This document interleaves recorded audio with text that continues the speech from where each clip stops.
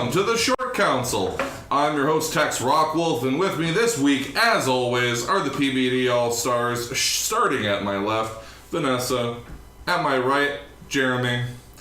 And if you're joining us here, you're joining us for episode 7 of Game of Thrones. This one, The Gift. It was sort of a gift, I felt like, because we got some things this week that we were waiting for, but other things we were not hoping for or waiting for, and I would not accept as a gift. Some people got bad gifts. Yeah, it was a mixed bag Christmas here on Game of Thrones this week. Let's start off at the Wall, all the way north on Westeros here. Meister Aemon is Meister Aemon! Meister Aemon! Everyone's favorite Jamaican Maester. But seriously, he's dead now, and that's very sad. Mm-hmm. But he got to die of old age. This is a first, I think, for Game of Thrones. A character that actually dies of old age. It was the blood of the dragon. But now his fire has gone out. And then stupid hair dummy face, Alistair Thorne himself. Yeah, stupid hair dummy face. Decided to warn Tarly that all of his friends are gone. He's losing all of his friends. Losing friends, Tarly. Yeah, because Jon left. Jon unhooked the wildling, and they're on a boat trip to go find more wildlings. Him and Tormund Giantsbane are going to go rough riding through the wilderness. Mm-hmm. What's to Hearthome, aren't they? What sucks is that you have a character like Alistair Thorne who, theoretically is, supposed to be an honorable brother of the Night's Watch, but he's perfectly comfortable ostracizing certain members of the Brotherhood and picking on certain ones. He doesn't really stand for all of his brothers. I don't know if that was like a threat. I feel like it was a warning. It was a warning. You notice who just left? You notice who just died? Those are your guys. So you think he was showing some genuine concern, or they felt it was appropriate to remind him that he hasn't got anybody protecting him right now? And not to mention the camera gave us all the biggest clue of when Sam looks up, we see those two guys being like, hey, right up across the way. Yeah. The same two guys that later show up and they're like, hey, Gilly, we're not fat. Why don't you suck our dicks? Wow. It's like, okay. And then it's like, were they presuming that there's just no forethought there at all. Okay, so then you're gonna get your head chopped off by Jon Snow when he comes back. Every single man of the Night's Watch, I'm sure right now, thinks that Jon went with the wildling. He's never coming back. And the back. wildling immediately betrayed him, and that's just what happened. Because why would they think the wildling wouldn't betray them? They don't know the wildlings. I do like what the one guy says. He goes, "Is she pretty because she's a girl, or is she pretty because she's the only girl?" It was nice seeing Ghost make an appearance, give Sam the assist. And this, of course, led to one of the most mutually desired and theoretically romantic sex scenes we've ever seen on Game of Thrones. Yep. It was tender, it was loving, it was, everybody wanted it. Everybody was on board. Oh my. Meanwhile, a little bit farther south, Stannis is caught up, trapped in the storm. Horses are dying, men are abandoning him, and things are pretty bad. Onion Knight's giving some counsel, but actually I think this is one of the few times I really didn't agree with Onion Knight's counsel here. Time to go. We should go back north. To Castle Black. Stannis is correct. If they go there, they'll winter there. It's go south or die at this point. But even though all of his chips are in, I'm glad that not all of his chips are in, because he would not sacrifice his daughter. That was really nice. Yeah, Melisandre's. I feel like she's getting desperate. Like she knows what's gonna happen because of her visions or whatever, right? Not to mention they're using so many visual cues with her. Her amulet is black. Her dress is black. Her hair is black. She keeps saying that his fire is starting to run out, and that, the night is almost upon them, winter's upon them, and that he has to become the king before winter hits. And so, she does seem like she's starting to get desperate. Her powers seem like they're starting to wane up here. Do you think that she's going to be desperate enough to try to get Stannis' wife to sacrifice Charisse for them? I don't think... I think that Selyse will be fine with that. She's fucking crazy. She doesn't even like her daughter. Nope, she hates her. Mm-hmm. I mean, she definitely would do it. that will really throw an enormous wrench that I don't know if I'm prepared to see them through, but I don't know, but it'll at least be interesting. A little farther south than that, down in Winterfell, we see the eventual aftermath here. Bruises all over Sansa's body. She's been locked in her room, visited night after night. Climb to the top of the broken tower. Light this candle and put it in the window. Promise me, Theon. Read! My name is Reed. Did anybody think that Theon was gonna really go and put that candle in the window for her? No, he's so broken at this point. I think everyone, they wanted you to think it. Yeah. Everyone was hoping. Everyone wants this to be over quickly, but no, even when she was like, promise me, and all he could do is like nod and look away. It's like, he's not I think gonna do it. through continual prodding like that of him, he may. Say if she keeps reminding him that he is Theon and do you think she's going to go like a positive reinforcement route? The preview for next week seemed to indicate that she might be going down the trying to control him in the same way that Ramsay controls him with violence and threats and and so forth.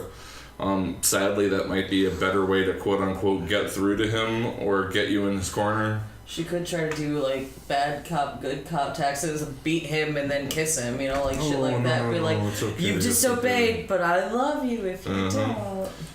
Yeah, I'm really, man. Like I said, if you had told me, and I think someone probably literally did, but if you had told me at the conclusion of season 2. That I would feel really bad for Theon in future seasons, I probably would not have believed them to this degree. I'm really against Theon haters. At this point, I think he's really nothing. He's paid enough of the piper, so to speak. I mean, I don't know if I'd necessarily be in favor of just killing him at this point, but I mean, he's certainly paid enough of a price, I think. He's always been such a misunderstood character due to his life. Mm-hmm. So, Yeah. Sansa's old woman ally, dead, flight on the wall. Yeah. Another brutal reminder of what the Boltons like to do to people. Mm-hmm. But Brienne is staying vigilant off kind of in a shack a little way from Winterfell, it looks like. That kind was of observing. Weird. You'd think that someone would be like, hey, what's with that shack over there? Is anybody staying in there? What's up? Go check it out. It's not that far away. Sansa does know that Jon is alive now, though. And the Lord Commander of the Night's Watch. Commander of the Night's Watch. So chances are that if she's formulating a plan... If she could get away and run north. She could get to Castle Black. Well, right now is not a good time for her to go to Castle Black. No. She's just more fucking... Well, if she could go north, she might... If she could escape and somehow get some distance north, she might be able to meet up with Stannis' army. The only problem I could see with her trying to run away and hide at Castle Black is they're not supposed to get involved with the issues of the kingdoms. She is his wife. She is his property now. So you're saying that if Jon wasn't there, that Alistair Thorne would probably just turn her away and return her to... She can't take the Black. She's a woman. Right. She belongs to her husband. The Night's Watch cannot get involved in the petty issues of all the lords and ladies of the kingdom. They have to protect them. The Night's Watch sucks, and I'm kind of glad that they are not long for this world at this point. Winter is almost upon us.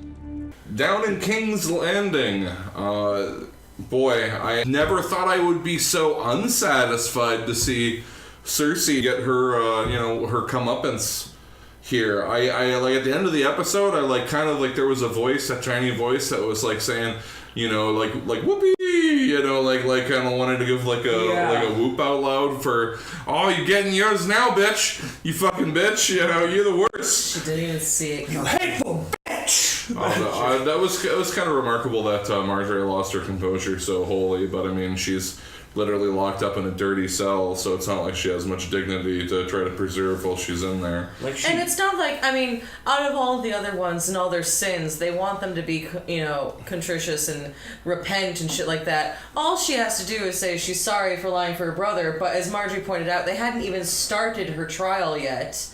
So why are they hesitating? Does she have to wait on Loris to confess first? Like, so she can't even do any actions to better herself yet. She has to wait till her trial. It's taking forever. I wonder if Cersei's doing that. I do like the little bit between the High Sparrow and Olenna. Yes. My favorite part about that is when he's getting out of that hole and he goes, "It's the knees for me. What is it for you?" Hips. Old people. Kind of trading old people problems. Yeah. But these people don't get it. They still do not, they cannot fathom that somebody, it's kind of like what he was saying before, how I say that nobody is better than anyone else, and people think I'm better than everybody else for saying it. And, he really is interested in those values, as he insisted. It's just that nobody seems to be taking him seriously, that this is really, really what he wants. Well, it's Olenna said, she's like, oh, man of the people, yes, it's an old game, boring. I'm sure there's plenty of men who have done this before, but this is the first time that it was a genuine... He's devout and true. A devout reform of the church, who was probably given power and taken seriously way early on. I'm sure all the other religious leaders was always like, nope, squash it. It's a problem. We don't like it. The church is in our pocket. Well, the Targaryens definitely suppressed the Septons, and the Baratheons seem to continue more or less along those traditions. He mentioned that in the old days that was it 7 Septons would serve as the jury for a trial instead of the Targaryen kings. So that's all kind of well and good there, but yeah, I really wanted to be more joyful over what was happening to Cersei, but in the context of what it's doing to the whole King's Landing. I mean, you could argue that they're tearing down all these fucking lying privileged assholes, and that's probably a good thing. But on the other hand, are they equipped to fill the void? It's a Daenerys problem, if you think about it. Yeah, this is swiftly becoming a Daenerys problem. And really... You are the few, we are the many. The Tyrell's finery will be stripped away. Their lies knocked down, their true hearts laid bare for all to see. Littlefinger's plan is working amazingly because he gave Cersei her little bit and then he threw her under the bus. Yeah. Here you go. Here, Olenna. Here's Lancel. Lancel knows about all this stuff, right? I have a gift for you. A handsome young man. But what will this mean for Tommen, though? Now that Tommen's wife and his mother, the main people he was leaning on, hopefully he'll try to get in touch with his Uncle Kevin, because that's about his best option at this point. Really the only thing he has left. He either goes to war or he gets taken himself because he's a bastard. And an idiot child. Yeah, he's not effectual. He's gonna need his uncle's help, otherwise he's gonna sink real fast. And they'd show Kevin Lannister twice minimally and not have him in the end of the season. Well, I'm excited to see him come back because I want to see what he's capable of. He's apparently really lame in the books, but in the show I liked him just the little bit he's been in it. I think the segments that are happening in Dorne are not being written by the same people as everyone else. It's as if they turned to a gaggle of fan writers and turned them loose to whatever happened in Dorne. Because everything is exceedingly unlikely. They all have the plan to go and get Myrcella at the same time. All parties arrive in the Water Gardens and fight in broad daylight at the same time. Now everyone's hauled away, Bronn. Everyone's hauled away. Bronn has been cut in the battle with poison, and now he's going to die. But wait, he's going to charm the one who poisoned him with his beautiful singing voice, and then he's going to get a free titty show, and then he's going to get the antidote for it. And also, Jaime's being kept in a finely appointed cell, and it is totally fine. Well, that's because of his rank. Sure, I mean I could see that, but but the whole they poisoned Bronn just to give him an antidote the next time. Dorne seems boring and comfortable. I'm guessing that they're just neutering and ruining Dorne up from the books, because a lot of book readers were just telling me how awesome everything that happened in Dorne was, and Dorne is supposed to be so fucking savage. You ever been to Dorne? No? I have. The Dornish are crazy. Marcella is supposed to have bodyguards and stuff like that from the Lannisters down there with her, and they're supposed to be in danger and getting attacked. In the books, Marcella fucking gets an ear chopped off. Like, shit happens. But I just don't see any of that shit happening. That's a shame. And across the sea, finally in Essos, the moment we've been waiting for, after being sold off to another master very quickly once the slavers reach shore, Tyrion and Jorah end up in a fighting match that is being witnessed by Daenerys Targaryen. It wasn't unexpected that she'd be there. I was kind of shocked how they seem to be, once again, like, making coincidences happen to put people in the same place, and, you know, it's a little problematic. We're going to get more and more of that as the show goes on. But they really quickly. But yeah, I mean, we're now, speaking once again just briefly on the books, we're now past the point in where they are in the books, because this has not happened in the books. They are not together. So we'll get to kind of see how forgiving or how petty she's going to be. I honestly don't think she gives a shit. I think she's the predictions I've been hearing from a few people, and I like it, so I'm going to agree in this case that Jorah is going to end up having to continue fighting in the pit or whatever in the tournament to earn respect back. And I wonder what she's going to do with Tyrion. Hopefully she's smart enough. Will show up next episode. I hope so. He's got a few songs to sing, I'm sure. Yes. But this is big moments here, guys. We're gonna really see what's happening next week. I'm so sick of Dragon Barbie, though. Honestly, so sick of her. She seriously. Okay.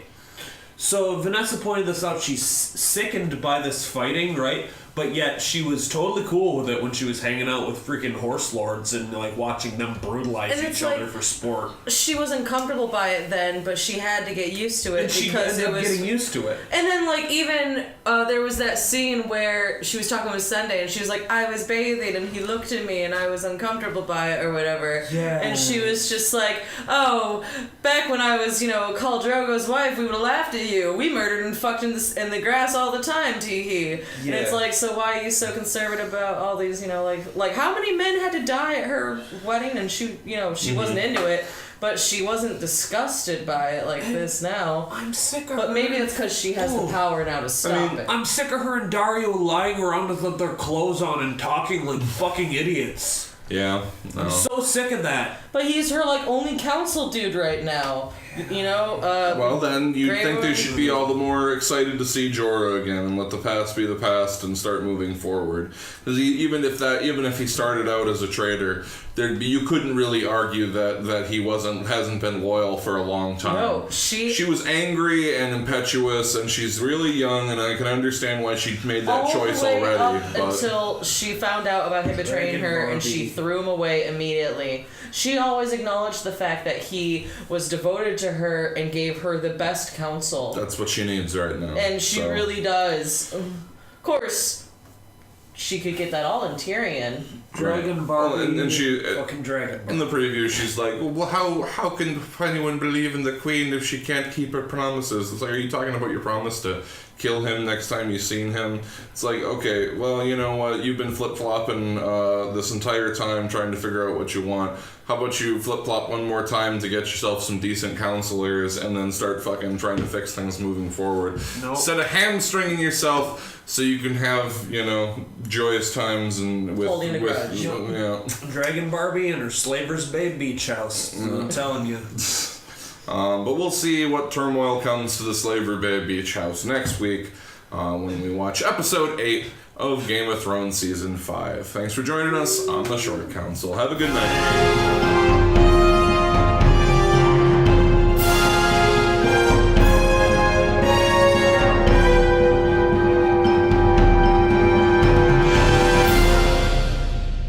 Peanut butter disaster.